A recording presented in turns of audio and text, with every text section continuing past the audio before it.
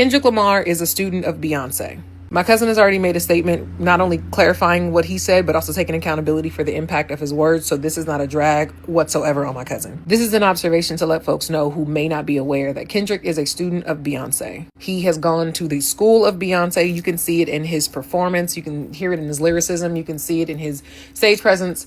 Everything that Kendrick Lamar has done since becoming a student of Beyonce is not only a reflection of his tutelage, but it's also an elevated level of his delivery of his art. Kendrick is already a spectacular storyteller, and I think that's something that Beyonce admires and had already admired about him prior to him becoming an official student of Beyonce's. But anything you know about Beyonce, who also went to the school of Matthew Knowles, that breath control on stage, that's top tier lesson 101. That's Beyonce 101. No one performs in hip hop like Kendrick Lamar.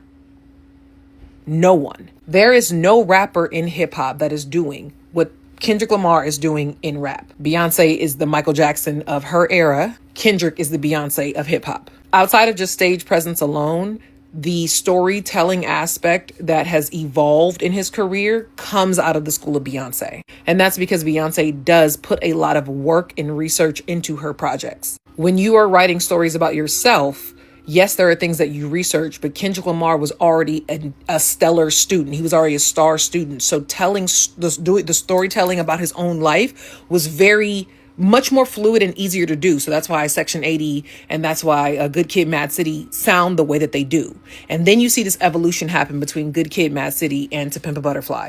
To Pimp a Butterfly is a more thorough, deeper dive into storytelling about not only his individual experience, but the Black experience. And you see this evolution happen more and more and more with every album. Like I said, I have a deeper dive video about this on YouTube. I posted it on Threads a couple weeks ago, but I just keep seeing people post videos being angry at Deontay Kyle. Feel how you want to feel. Like I said, he's already not only taken accountability for the impact of his words, but also clarified what he said. And so I'm not dogpiling here, but I do want to emphasize to folks who may not be aware. Kendrick is a student of Beyonce, so a huge chunk of what you see in the evolution of his career has come from Beyonce's guidance. So got to give credit where it's due.